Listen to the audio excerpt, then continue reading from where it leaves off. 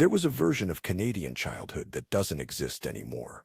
A time when teachers could legally hit students with wooden paddles. When entire schools watched the same TV program at the exact same time every morning.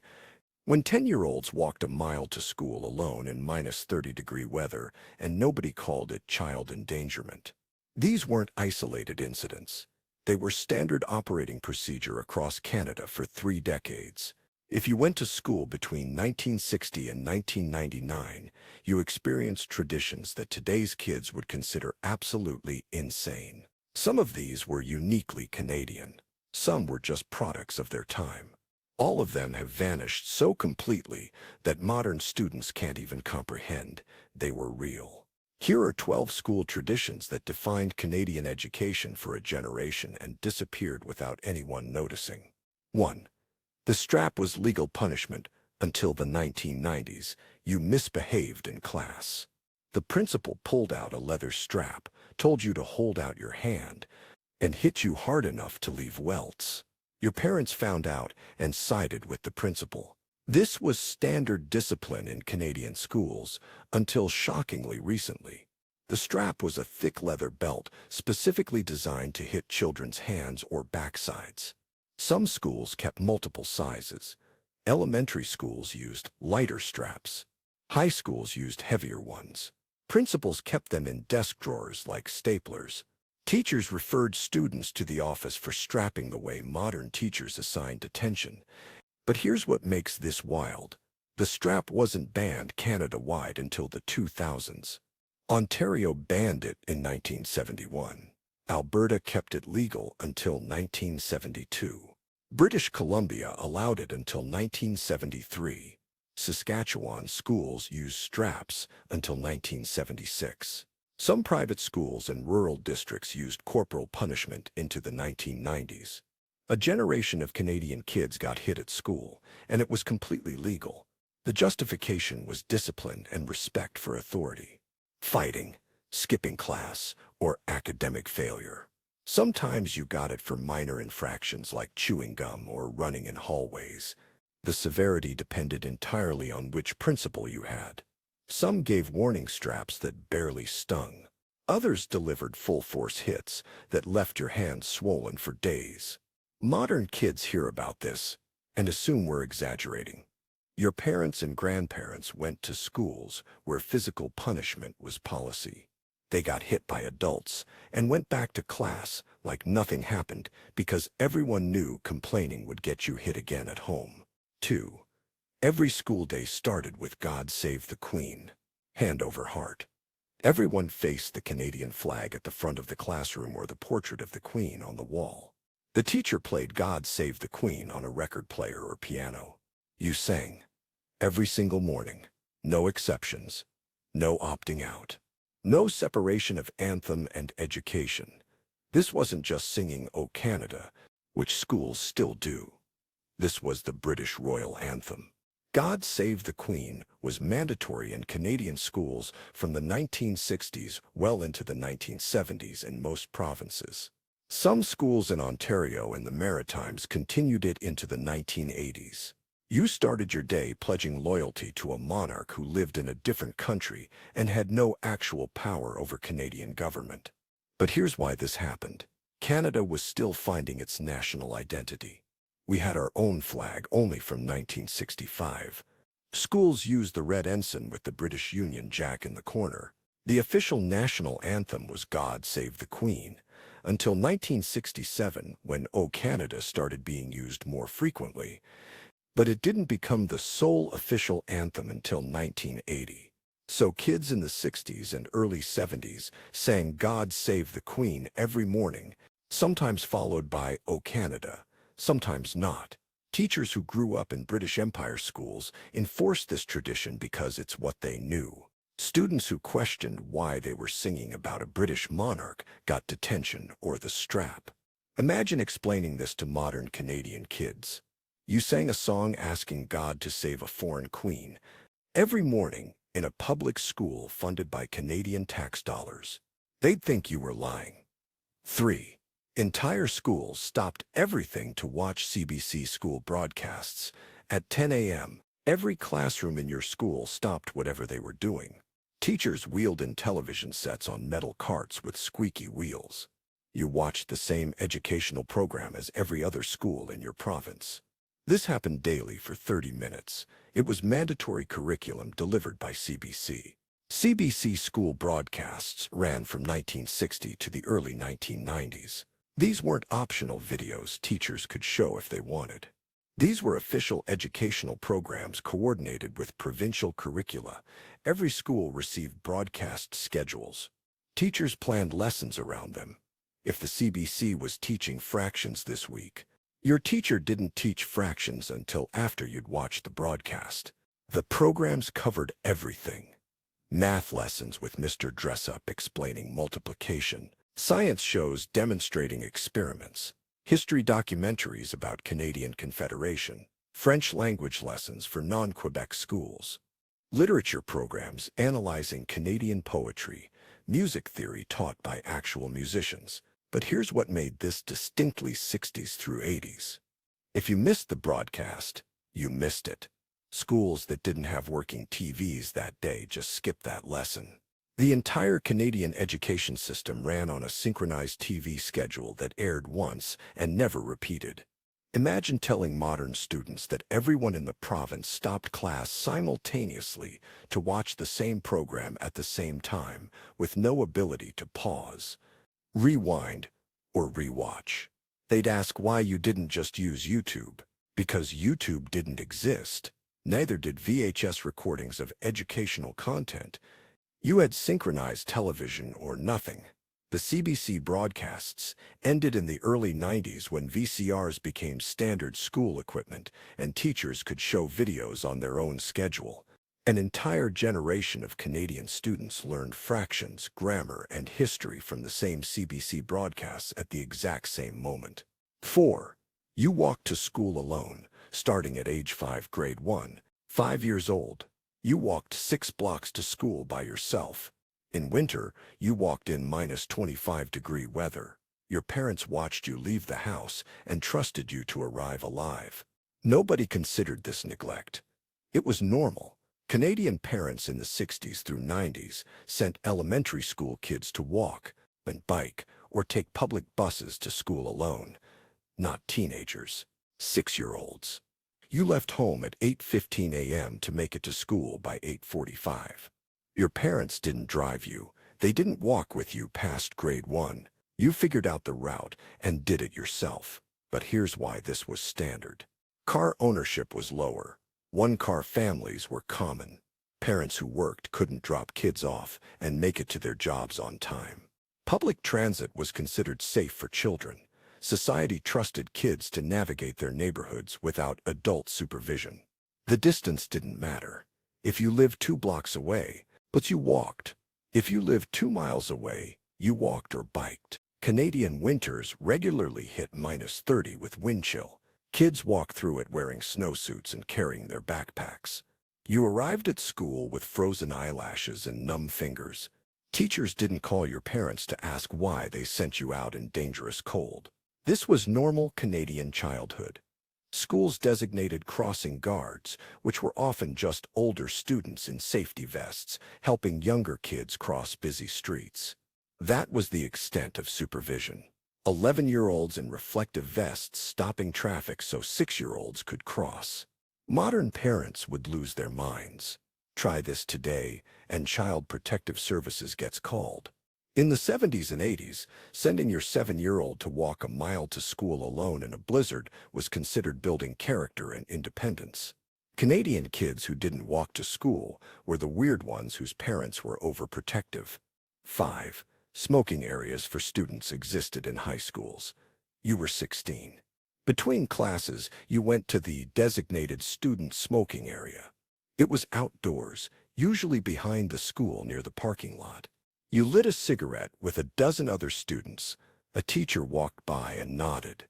This was legal and school-sanctioned until the mid-1990s. Canadian high schools had official smoking areas for students from the 1960s through the early 90s. These weren't hidden spots where rebels snuck cigarettes. These were designated areas marked with signs. Some schools provided ashtrays and covered shelters. Teachers monitored them to prevent students from leaving school property to smoke elsewhere. The logic was harm reduction before anyone called it that. Administrators knew students smoked. Banning it meant students would leave campus, smoke off property, and potentially not return. Providing smoking areas kept students on campus and allowed supervision. Parents generally accepted this because many parents smoked too. But here's what's wild about the timeline. As late as 1995, some Ontario and Quebec high schools still had student smoking areas. Schools started banning them in the early 90s as anti-smoking campaigns gained traction. By 2000, they were completely gone. 1 year students could legally smoke on school property. 3 years later, it was grounds for suspension. Modern teens can't imagine this. High schools with ashtrays for students, teachers who smoked in staff rooms and didn't hide it, 16-year-olds lighting up between math and English class with no consequences. It was completely normalized until suddenly it wasn't. 6. Home economics was mandatory and extremely gendered. Grade 8. Girls went to home economics class. Cook and clean. Boys went to shop class. They learned to work with wood and metal. This wasn't elective. This was required curriculum divided by gender. Schools literally sent boys and girls to different classrooms to learn different skills based entirely on whether they were male or female. Home ec existed in Canadian schools from the 1950s through the 1980s in this gendered format. Girls learned to bake cookies, hem skirts, and iron shirts. The explicit goal was preparing girls to be housewives. Teachers graded you on how well you could make a casserole or sew a pillow. Boys were explicitly excluded because these were women's skills. Boys took shop, where they built birdhouses, learned to use power tools, and welded metal. Girls were excluded because power tools were too dangerous for them. The curriculum literally said different genders needed different skills to function in society. But here's when this changed. The 1980s brought pushback. Parents and educators started arguing that both genders should learn both life skills. Schools began allowing girls to take shop and boys to take home ec as electives. By the 1990s, most provinces merged them into programs called life skills or applied technology that taught cooking, sewing, woodworking, and basic repairs to everyone. Explain to modern students that their grandmothers were legally required to take cooking class while their grandfathers were banned from it, and they'll think Canadian schools were insane. They were just operating on 1960s assumptions about gender roles that seem prehistoric now. 7. Fountain pens and inkwells were required writing tools. Grade 3. Your teacher handed out fountain pens with metal nibs. Your desk had a hole in the upper right corner with a glass ink well. You dipped your pen in ink and wrote. If you pressed too hard, the nib scratched the paper and ink splattered everywhere. You learned penmanship by ruining dozens of pages with ink blots. Canadian elementary schools used fountain pens and inkwells through the 1960s and into the early 1970s in many provinces. This wasn't vintage aesthetics. This was standard writing technology because ballpoint pens were expensive and considered lower quality. Desks manufactured before 1970 came with built-in inkwell holes. Schools bought bulk ink in glass bottles. Teachers refilled students' ink wells weekly. Students who spilled ink on their work had to start over. Students who spilled ink on their clothes went home with permanent stains. The risk of mess was considered acceptable collateral damage for teaching good handwriting. But here's what made this especially Canadian. Winter temperatures affected ink consistency. Cold classrooms meant thicker ink that didn't flow smoothly. Students near radiators had ink that flowed too fast and created blots. Teachers factored in seasonal ink variations when grading penmanship. Your handwriting quality literally depended on where you sat relative to the heating system. Ballpoint pens became standard in Canadian schools in the 1970s. Fountain pens disappeared almost overnight when disposable Bic pens became cheap enough for schools to buy in bulk. Film strip projectors were high technology. Your teacher dimmed the lights. Someone pulled down the white projection screen at the front of the classroom. The teacher loaded a film strip into the projector and turned it on. You heard a beep. The teacher advanced to the next image. Another beep. This was how Canadian schools showed visual aids from the 1960s through the 1980s. Film strips were rolls of 35 mm film with still images. Educational companies sold them on every subject. Schools built entire libraries of film strips stored in circular metal cans. Teachers scheduled lessons around which film strips were available. One student was designated projectionist to advance the film when they heard the audio beep. These weren't movies. They were slideshows synchronized with audio cassette narration. A typical film strip had 40 per 60 images. The audio narrator explained each image, and a beep sound signaled when to advance to the next frame. If the projectionist advanced too early or too late, the audio didn't match the image and the whole thing became incomprehensible. But here's why schools used this clunky technology. Film strips were cheaper than movies. Projecting 16 mm films required expensive equipment, and films cost hundreds of dollars. Film strips cost $30 and used simple projectors that any teacher could operate. Schools with limited budgets chose film strips because they could afford dozens of them for the price of one educational film. The film strip era ended in the late 80s when VCRs became standard equipment. Suddenly, schools could show actual video instead of still images with audio narration. Film strip projectors got shoved into storage closets, where they remain to this day. Modern students who find them during class have no idea what they're looking at. 9. You got sent home for head lice and everyone knew. She found lice. You were immediately sent home with a note pinned to your shirt that said, "Head lice." Your name went on a list posted in the office. Your parents had to treat you with chemicals and wash every fabric item in your house before you could return. Nurses or teachers went classroom to classroom, examined every student's scalp with wooden sticks, and identified infestations publicly. Students with lice were removed from class immediately. The humiliation was part of the deterrent. Schools treated lice like contagious disease outbreaks. Letters went home to all parents in the affected class. Students with lice were banned from school until they provided proof of treatment. Some schools required rechecks before allowing students back. The social stigma was intense.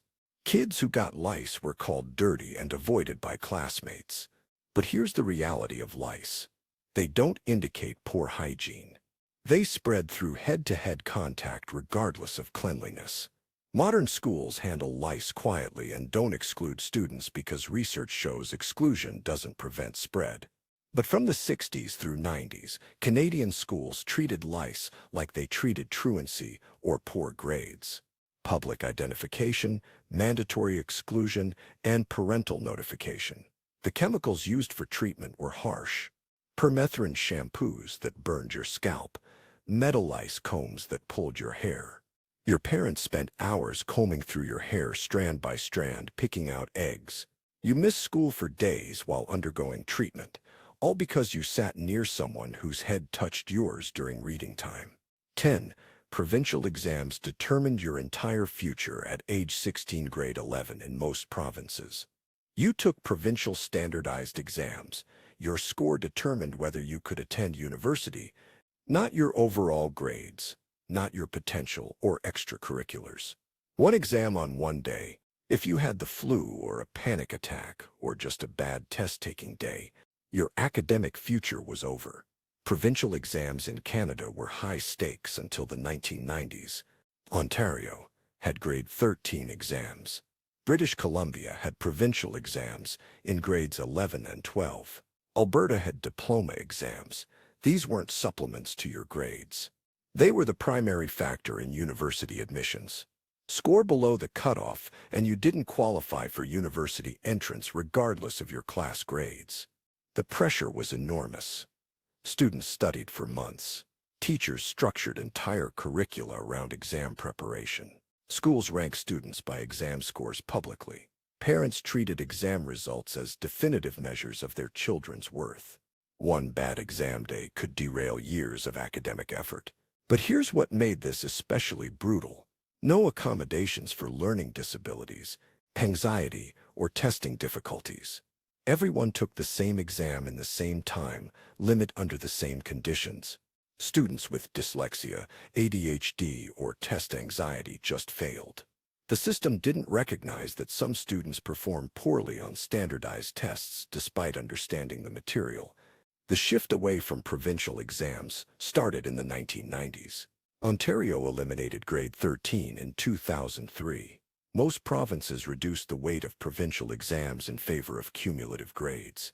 Modern students still take standardized tests, but they're one component of assessment, not the only component. A generation of Canadian students had their entire academic futures determined by single exams that no longer exist in that format. 11. Typewriting class was required and used actual typewriters grade 9. You took typing class. Not keyboarding on computers. Typewriting on mechanical typewriters. You learned home row keys. You typed without looking at your hands. If you made a mistake, you used white correction fluid and retyped. There was no backspace, no delete, no spell check, just keys that physically struck paper through an ink ribbon. Canadian high schools taught typewriting as mandatory curriculum from the 1960s through the 1980s. Schools owned rooms full of IBM Selectric typewriters bolted to desks. The assumption was that everyone would eventually need to type documents professionally. But here's what made manual typewriters brutal. You had to strike keys hard enough to transfer ink through a ribbon onto paper. Weak strikes produced faint letters. You couldn't see what you typed until you pulled the paper out. Mistakes were permanent unless you used correction fluid, which was messy and obvious. Learning to type meant accepting that early work would be full of errors you couldn't fix. Computers replaced typewriters in schools during the late 80s and early 90s. Typewriting class became keyboarding or computer literacy. The skill remained the same, but the tools changed completely. Students stopped learning to change ribbons and use correction fluid. An entire generation of Canadians knows how to operate mechanical typewriters that no longer exist in schools. Teachers could publicly humiliate students with no consequences. Your teacher read your score aloud to the entire class, or wrote failing grades on the board with student names attached, or made you stand in front of the class while they criticized your work. This was considered motivational teaching. Students who complained were told to work harder. Public grading was standard in Canadian schools through the 1980s. Teachers read test scores aloud in descending order. Everyone knew who got the highest grade and who failed. Some teachers posted grade lists on classroom walls. Others returned papers by calling students to the front and commenting on their performance where everyone could hear. The justification was accountability and motivation. Teachers believed public embarrassment would motivate struggling students to improve. Students who consistently failed were publicly identified so teachers could track who needed help. The emotional impact on students wasn't considered relevant. Academic performance was treated as public information. But here's what this created: anxiety, bullying, and shame. Students who struggled academically were mocked by classmates. Slow learners were publicly labeled as stupid. The competitive environment benefited students who tested well and destroyed students who didn't. Teachers saw this and considered it natural consequences of academic performance. Modern teaching emphasizes privacy and grading. Teachers return papers individually. Grades are confidential between teacher and student. Public shaming is considered educational malpractice and grounds for disciplinary action. But Canadian students from the 60s through 80s experienced routine public humiliation as standard teaching methodology. Canadian schools from the 1960s through 1990s operated on fundamentally different assumptions than modern education. Physical punishment was acceptable. Gender roles were rigid. Privacy didn't exist. Technology was primitive. Standardized tests were everything. Teachers had unchecked authority. These weren't occasional incidents. These were systematic practices that every Canadian student of that era experienced. Some traditions were uniquely Canadian, like God Save the Queen and CBC broadcasts. Others were generational, like corporal punishment and typewriting. All of them have vanished so completely that describing them to modern students sounds like fiction. If you experienced any of these 12 traditions, you went to a version of Canadian school that doesn't exist anymore. And if you're under 30 and reading this thinking we're exaggerating, then ask your parents or grandparents. They'll confirm every single one.